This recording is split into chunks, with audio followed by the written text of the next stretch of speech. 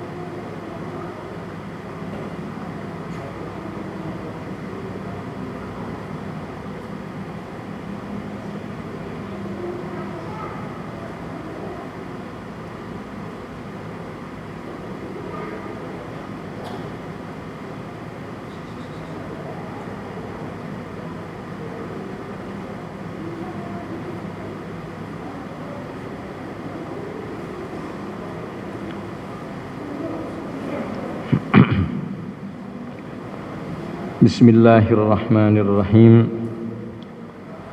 Al-Thalith an Abi Hurairah radhiyallahu anhu anna Rasulullah sallallahu alaihi wa alihi wa sahbihi wasallam qala kullu ummati yadkhuluna al-jannah illa man aba.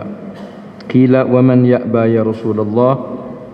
Qala man ata'ani dakhala al-jannah wa man asani faqad aba.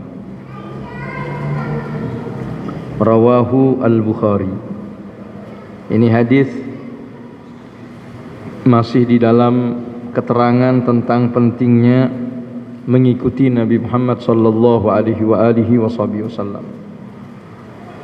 di mana dikatakan dari sahabat Abu Hurairah bahwa Rasulullah sallallahu alaihi wasallam bersabda, semua umatku akan masuk surga kecuali yang tidak mau. Maka sahabat bertanya, man ya'ba ya Rasulullah, siapa yang enggak mau?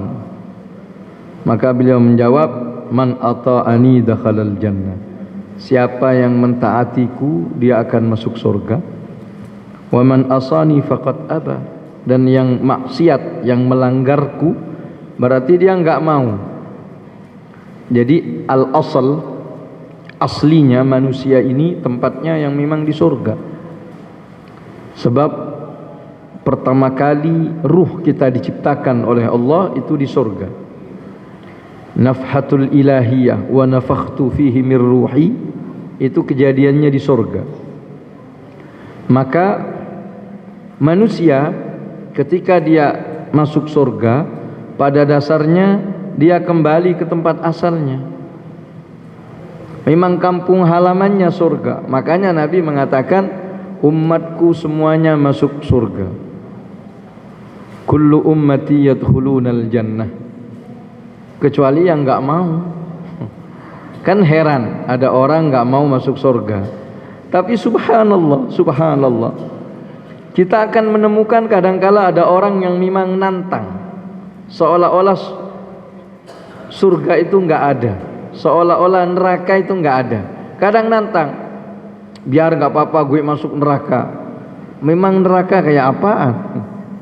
Kadangkala ada orang yang seperti itu, berarti dia memang nggak mau dimasukkan ke dalam surga.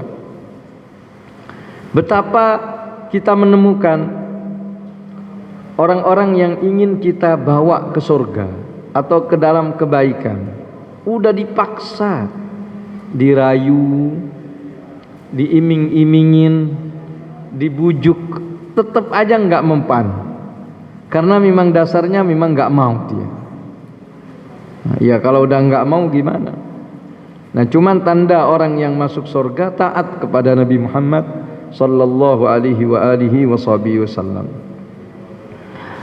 Kemudian hadis yang keempat, an Abi Muslim wa qila Abi Iyasin Salamah bin Amr ibn al-Aqwa radhiyallahu anhu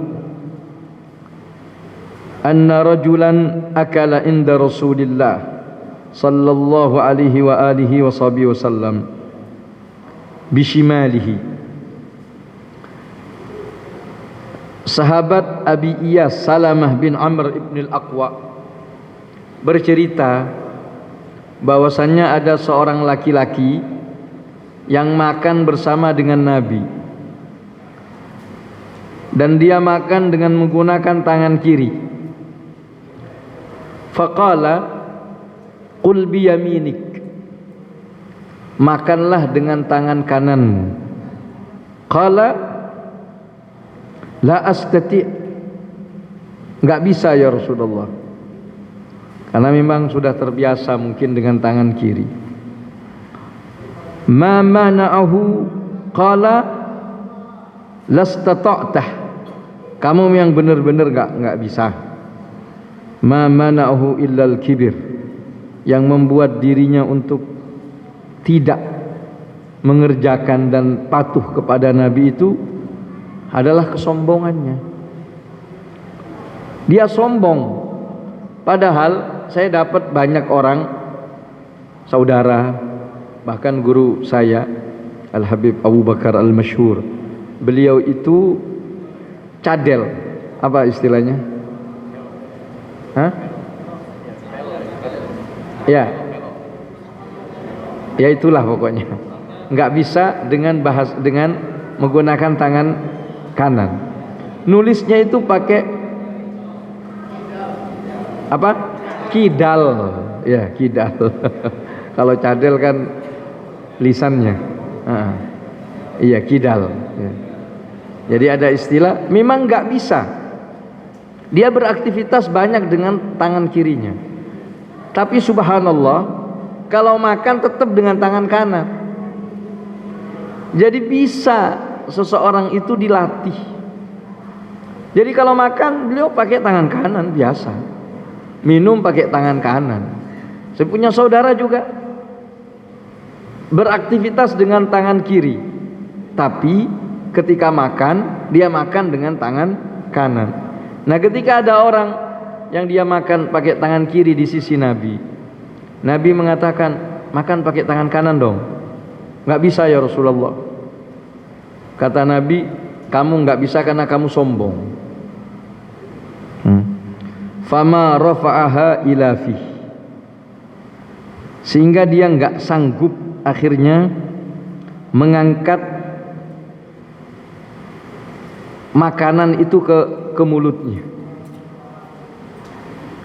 Intinya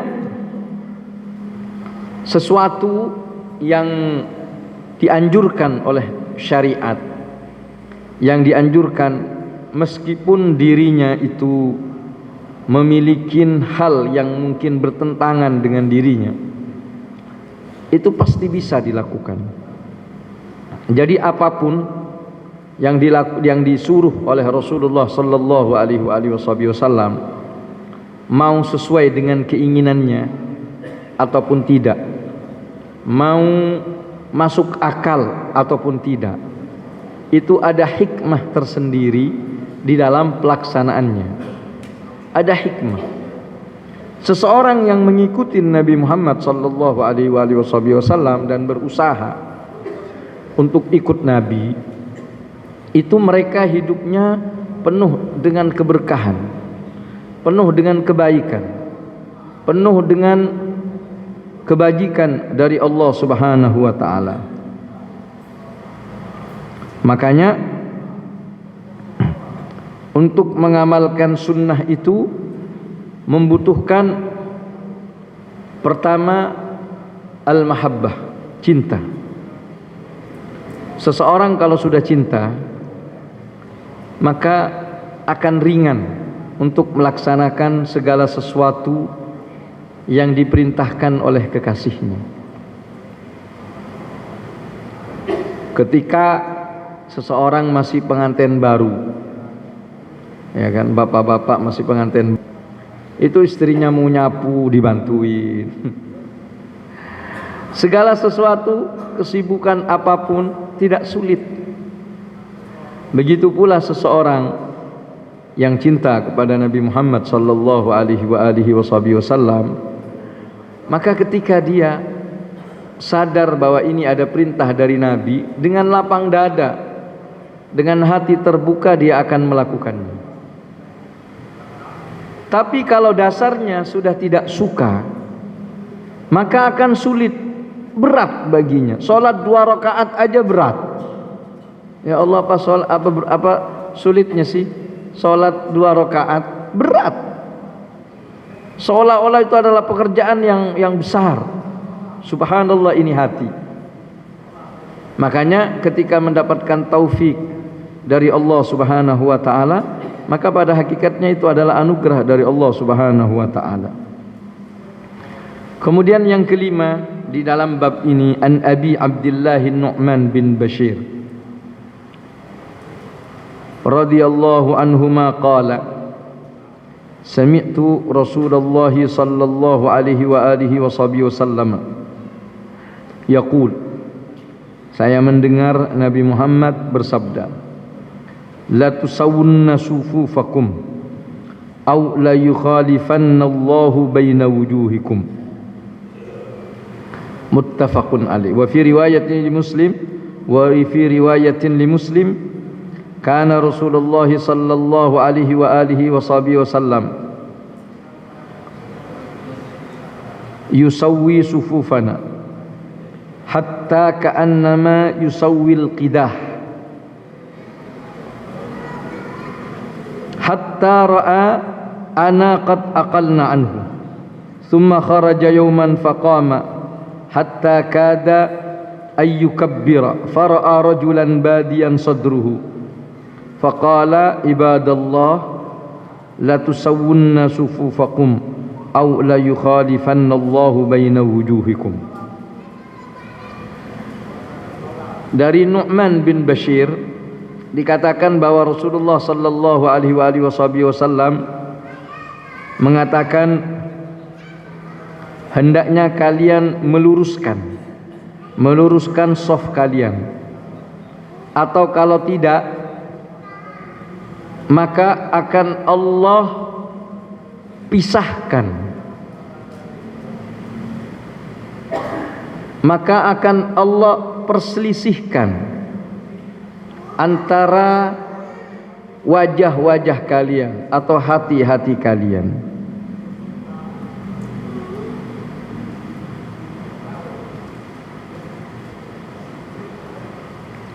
Atau akan dirubah wajahnya oleh Allah. Jadi ini hadis kalau dimaknain secara hakiki, maka orang yang tidak mau meluruskan shaf itu nanti akan dibalikkan oleh Allah. Kepalanya itu dibalik, yang ada di belakang kepalanya ini, qafa disebutnya, akan ada di depan. Na'udzubillah wal iyadzubillah. Atau hatinya yang tidak mau lurus, akan terjadi seperti itu. Maka pernah dalam riwayat Muslim dikatakan bahwa yang dimaksud di dalam hal itu yuqa bainakumul adawa wal baghdha, akan terjadi perselisihan di antara kalian, saling bermusuhan dan saling membenci. Sehingga dalam sebuah riwayat dari Imam Muslim dikatakan, pernah suatu saat Nabi meluruskan kita semua, seolah-olah beliau meluruskan, diukur dengan pakai kayak meteran lah kalau kita, atau anak panah atau pedang, diluruskan begitu agar benar-benar lurus. Sehingga pernah suatu saat Rasulullah sholat, tahu-tahu ada yang maju ke depan, jadi dadanya itu lebih menonjol daripada yang lain. Maka Nabi mengurungkan takbirnya itu, padahal beliau sudah mau bertakbir, enggak jadi takbir, dan beliau berkata, ibadallah la tusawwunna sufufakum. Makanya kita sering mendengar imam itu luruskan sawwu sufufakum, maksudnya saw artinya sawwu, luruskanlah saf kalian, karena kalau tidak akan menjadi orang-orang yang saling berselisih hati kalian. Itu kata Nabi Muhammad sallallahu alaihi wasallam. Sehingga ini dipuji di dalam kitab Taurat. Mereka umat Nabi Muhammad itu, dan ini yang bikin orang barat itu takjub dengan kaum muslimin. Ketika mereka itu takjubnya bagaimana? Ketika melihat situasi yang ada di Mekah misalnya, ada di Masjidil Haram, itu kan hiruk pikuk orang dengan segala kesibukannya. Di masjid saja macam-macam orang beraktivitas. Ada yang lagi tawaf, ada yang lagi sa'i, ada yang lagi baca Quran, ada yang sedang belajar, ada yang berzikir, ada yang sholat sunnah, ada ini, ada itu. Itu di dalam masjid, di dalam Masjidil Haram, kan begitu. Di luar masjid ada yang masih belanja, ada yang makan, ada yang ini, ada yang itu, macam-macam aktivitas. Ketika dikumandangkan azan, itu orang-orang sudah mempersiapkan diri mereka dalam jangka waktu 15 menit atau 10 menit. 10 menit udah siap-siap. Habis itu qomat. Itu dalam kondisi sebelum qomat masih beraktivitas seperti biasa. Tapi ketika qomat, Allahu Akbar, wah, itu yang membuat mereka tercengang. Dalam hitungan menit, bahkan detik, itu kaum muslimin berbaris rapi mengitarin Ka'bah, dan semuanya penuh itu Masjidil Haram dalam jangka waktu yang singkat. Padahal itu kalau tentara saja yang merupakan orang terlatih di dalam baris berbaris, itu membutuhkan waktu agar terbentuk barisan yang rapi. Ini kaum muslimin nggak perlu direpot-repotin, cukup iqamah, lurus semuanya. Dan ini merupakan keistimewaan daripada umat Nabi Muhammad sallallahu alaihi wasallam, sehingga orang-orang non muslim itu kaget dan heran. Luar biasa kaum muslimin ini ya, disiplinnya, loyalitasnya. Dan ternyata orang yang nggak peduli terhadap shaf, apalagi membiarkan shaf kosong. Shaf kosong, sebagian mazhab mengatakan bahwa itu tidak mendapatkan fadilah berjamaah. Bahkan di dalam mazhab Al-Zahiri, orang yang tidak mau mengisi shaf yang masih kosong, dia malah bikin shaf baru di belakangnya, maka itu tidak sah salatnya. Tapi dalam mazhab Syafi'i sah, cuman tidak mendapatkan fadilah jamaah. Apalagi sendirian. Makanya disunnahkan orang yang di depan itu mundur agar dia tidak sendirian. Karena berjamaah itu harus gabung dengan orang lain. Nah itu kenapa disyariatkan untuk meluruskan shaf. Selanjutnya, an Abi Musa radhiyallahu anhu, ihtaraqa baitun bil madinati ala ahlihi min al-lail.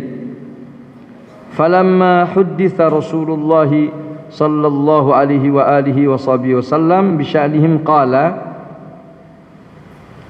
inna hadhihi an-nar aduwwun lakum fa idza nimtum fatfi'uha ankum. Pernah suatu saat ada keluarga yang rumahnya kebakaran di kota Madinah. Ketika Nabi dikasih tahu tentang keadaan mereka, beliau berkata, api ini musuh kalian, jangan main-main api gitu kan. Jadi kalau kalian tidur, matiin lampunya, matiin api. Kalau dulu kan masih pakai lampu kayak lilin gitu ya, semacam itu, obor atau apa, yang masih mengandalkan cahaya dari api. Nah, kata Nabi, kalau kalian tidur matiin, jangan biarkan. Nah, maksud Nabi sering beliau mengatakan, kalian kalau tidur tutup. Kalau tidur jangan membiarkan piring, mangkok atau gelas terbuka. Tutup semuanya. Sebab dikhawatirkan itu terkena penyakit. Ada bala, ada apa. Nah itu anjuran Nabi. Bila mana kalian tidak sanggup, nggak ada tutup misalnya, maka pakaiin pulpen, siwak atau apa saja, taruh di situ. Sehingga sebagai bentuk ikhtiar. Sebab di dalam setahun itu ada Allah menurunkan semacam penyakit yang bila mana jatuh penyakit itu hanya akan menimpa ke tempat-tempat yang terbuka. Dan itu terjadi di malam hari. Nah ini sunnah Nabi Muhammad sallallahu alaihi wasallam. Sehingga jangan diremehkan. Nah ini di zaman Nabi sudah dianjurkan, masih nyantai. Maka kata Nabi, sudah saya bilang bahwa apa yang beliau bawa itu pasti untuk membawa kebaikan. Pernah Al-Habib Salim Asy-Syatiri bercerita bahwa ada orang membaca hadis dhaif. Hadis dhaif ini, hadisnya dhaif, bahwa siapa yang memotong kuku di hari Rebu itu yurisul baros, dapat membuat orang itu baros, belang, kena belang itu. Itu kalau potong kuku di hari Rebu. Ada orang baca hadis itu, kata dia, ini hadisnya dhaif. Hadisnya dhaif, udah deh, malah ditentang, dilawan. Padahal udah datang dari Nabi ini, masih dilawan. Dia potong kuku di hari Rebu. Enggak lama ternyata akhirnya bener, baros dia, baros. Akhirnya dia suatu saat mimpi, kena penyakit itu, dia mimpi ketemu dengan Nabi Muhammad sallallahu alaihi wasallam. Mungkin orang alim dan orang saleh, cuman karena meremehkan sunnah, gara-gara sunnah ini dasarnya adalah hadis dhaif. Dalam mimpinya dia ketemu Rasulullah sallallahu alaihi wasallam dan mengadu kepada Rasulullah, ya Rasulullah, katanya, ini saya kena baros. Kata Nabi, kan saya bilang bahwa jangan, kan ada hadis saya, kalau potong kuku hari Rebo itu yurisul baras katanya. Itu tapi kan hadisnya hadis dhaif ya Rasulullah katanya. Iya, tapi itu kan dariku. Memang hadis dhaif, tapi karena kamu menentang, tidak mau ngikut. Artinya kalau orang sibuk sampai dia nggak perhatian terhadap hari, kemudian dia potong di hari Rebo, ya nggak apa-apa, karena dasarnya adalah kesibukan. Tapi kalau nantang, meskipun itu hadis dhaif, dikhawatirkan berbahaya. Makanya jangan meremehkan hal-hal yang datang dari baginda Nabi Muhammad sallallahu alaihi wasallam, kecuali yang palsu. Kecuali yang palsu. Palsu itu hadis maudhu, seperti yang pernah saya jelaskan pada beberapa pertemuan yang lalu. Muttafaqun alaih. Intinya setiap sesuatu dibawa oleh Nabi Muhammad itu akan membawa kebaikan untuk kita semua, akan membawa kita menjadi orang yang selamat di muka bumi ini. Apapun sunnah-sunnah Nabi.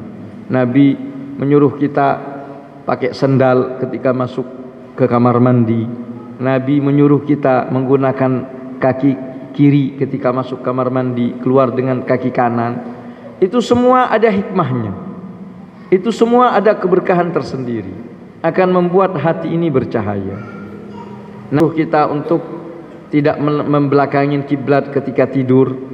Nabi menyuruh kita untuk pakai siwak. Lakukan semuanya ini, maka akan membawa berkah dalam hidup kita.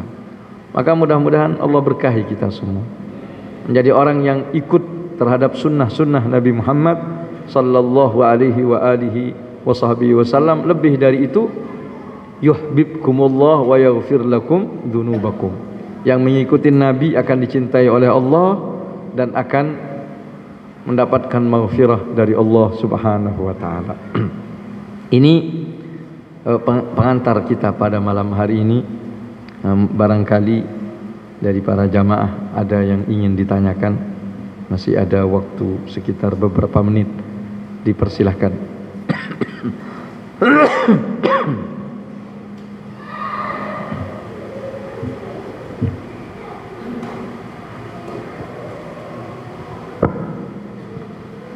Ya, silakan.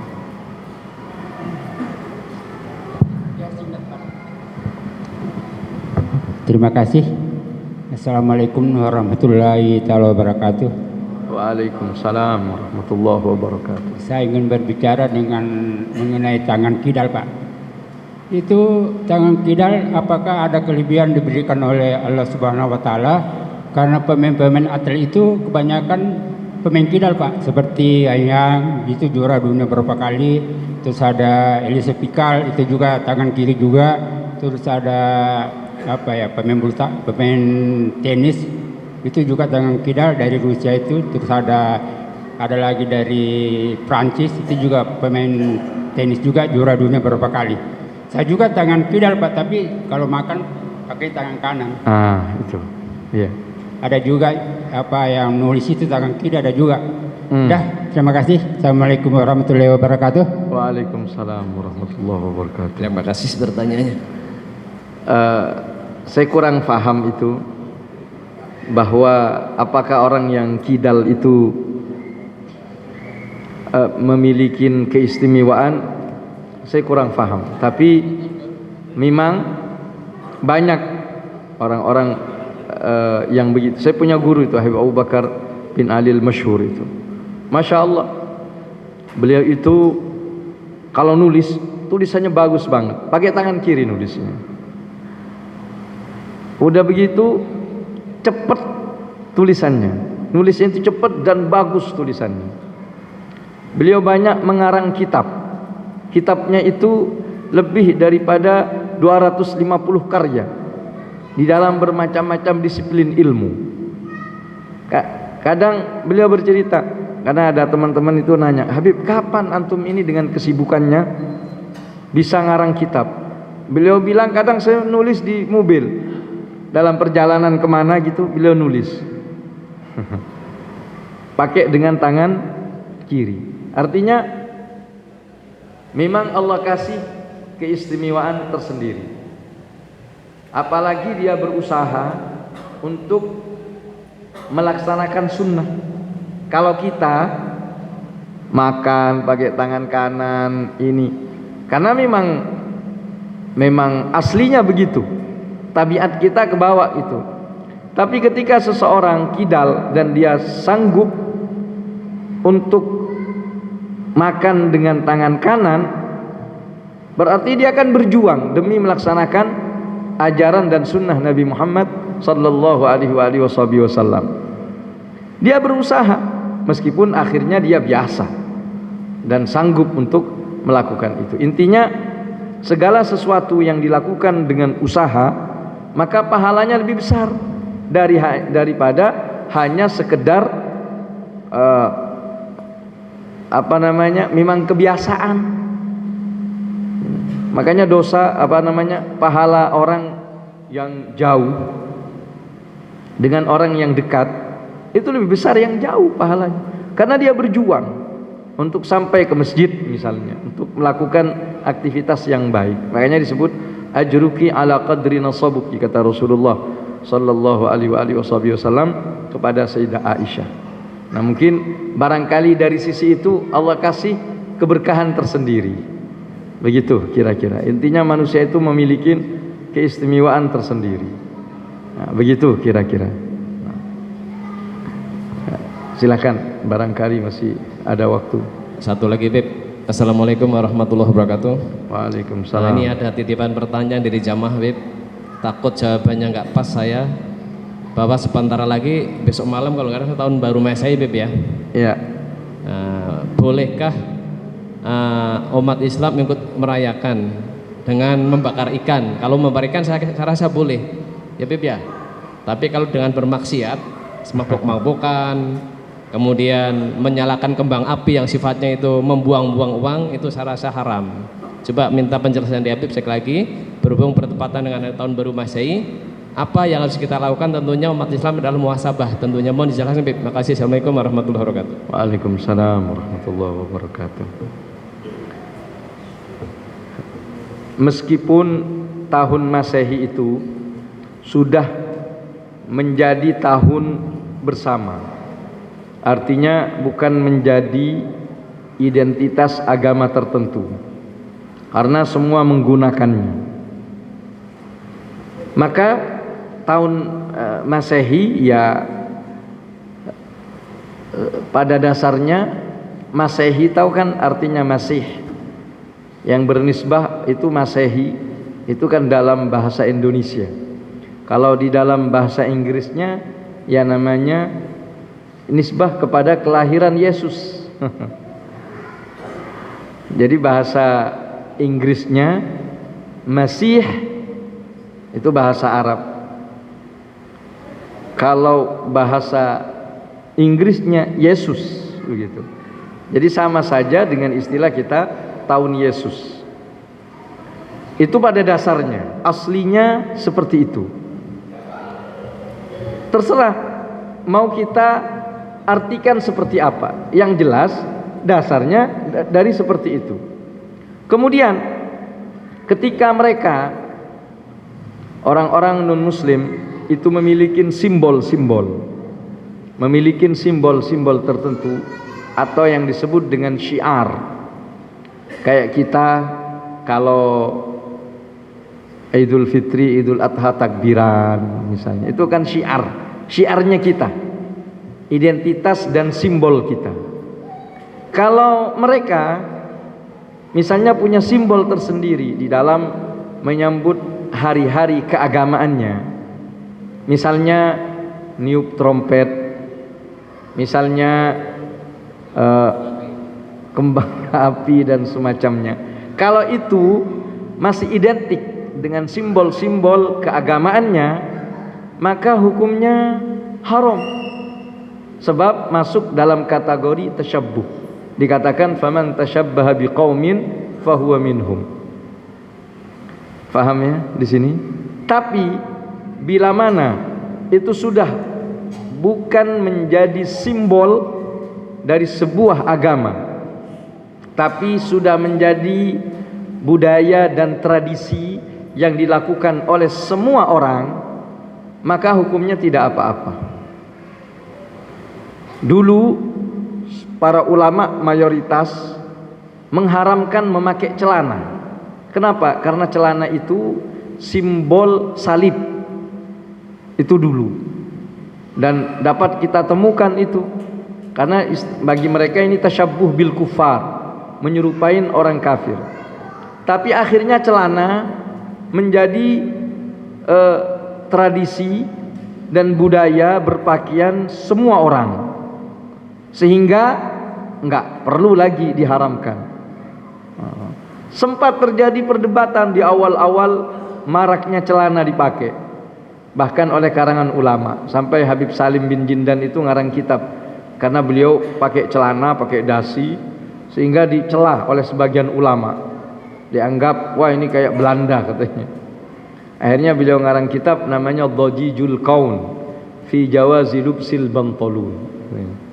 Dhajijul Kaun ini artinya alam semesta yang ribut. Keributan alam semesta dengan hukum memakai celana. Akhirnya para ulama pakai celana, semuanya pakai celana. Sekarang sudah enggak bisa kita hukumin. Kenapa? Karena sudah menjadi tradisi umum. Begitu pula merayakan, dalam artian bukan karena ikut-ikutan orang kafir, bukan karena tren dari sebuah simbol agama, namun karena itu menandakan datangnya sebuah tahun yang tidak ada kaitannya dengan keagamaan, maka saya rasa tidak sampai dalam batasan haram. Tapi alangkah baiknya kita nggak usah ikut-ikutan. Karena kita punya tahun hijriah kagak diperingatin. Kadang nggak tahu ini hijriah kapan. Mungkin kalau besok malam kita tahu. Besok malam tanggal berapa kira-kira? Hah? Tanggal berapa hijriahnya besok malam?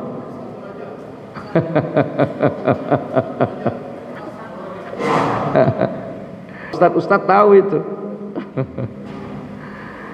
Jadi banyak yang tidak terbesit Muharramnya hijriahnya tanggal berapa, padahal semestinya itu yang kita rayakan dan yang kita jadikan patokan. Kita puasa pakai hijriah, kita lebaran pakai hijriah, maulid nabi pakai hijriah, begitu pula Isra Mi'raj nanti pakai hijriah. Nah, tentu semestinya kita lebih memprioritaskan dan mengajarkan kepada anak-anak kita tahun kita. Meskipun kita tidak menyalahkan dan mengharamkan atau menganggap itu sebuah dosa orang yang memakai tahun Masehi, karena mau tidak mau ya keadaan sudah seperti ini.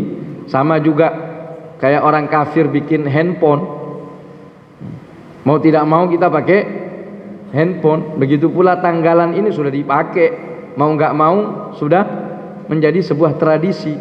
Tapi merayakannya dengan berhura-hura itu adalah sebuah kesalahan yang fatal. Oh, apalagi itu nggak usah tahun baru. Kalau mabuk-mabuk, minum-minuman itu nggak usah tahun baru. Terus dibilang setahun sekali, la ilaha illallah. Saya teringat satu orang ya, tahun baru ini, subhanallah. Ada satu anak orang kaya, pejabat terkenal. Mungkin banyak di antara kita yang tahu ini orangnya. Anaknya itu terkena narkoba. Nasallallahu salamah wal afiyah. Akhirnya dia bawa ke Suryalaya itu ya. Ke Suryalaya untuk direhab di situ. Sama ustadznya disuruh untuk rehab. Subhanallah, sudah mulai membaik. Dan ini anak satu-satunya. Sudah mulai membaik sebulan, 2 bulan. Bisa dia mengikuti kegiatan di sana. Pelan-pelan meninggalkan kebiasaannya mengkonsumsi narkoba. Karena udah candu. Akhirnya masuk mau tahun baru, dijenguk. Mungkin kayak liburan Natal kan.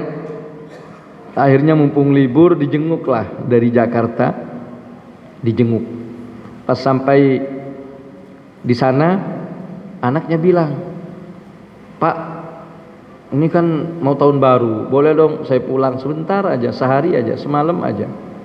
Maksa sama bapaknya, nggak boleh, jangan nak, kamu belum sembuh, kamu jangan, kata Ustadz. Tetap aja maksa. Ibunya, namanya ibu, kadangkala tidak tegang lihat anaknya yang udah deh semalam doang katanya. Akhirnya maksa pulang pas tahun baru doang. Pulang merayakan tahun baru dengan teman-temannya. Akhirnya apa yang terjadi? Overdosis. Overdosis, lagi hura-hura. Allah berkehendak untuk memanggilnya. Meninggal dalam keadaan overdosis. Bayangin coba. Karena maksiat terbesar.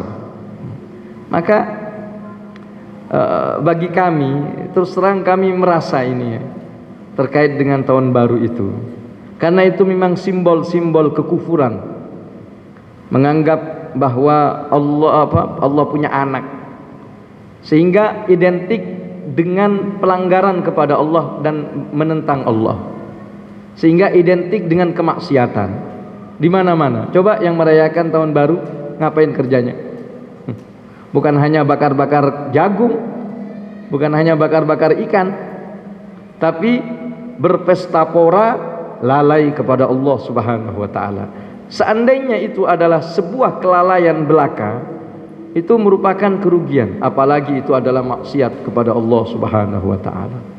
Maka kita harus bijak di dalam menyambut datangnya tahun baru ini. Mudah-mudahan tahun yang akan datang memberi kebaikan untuk umat Nabi Muhammad sallallahu alaihi wa alihi wa sahbihi wasallam.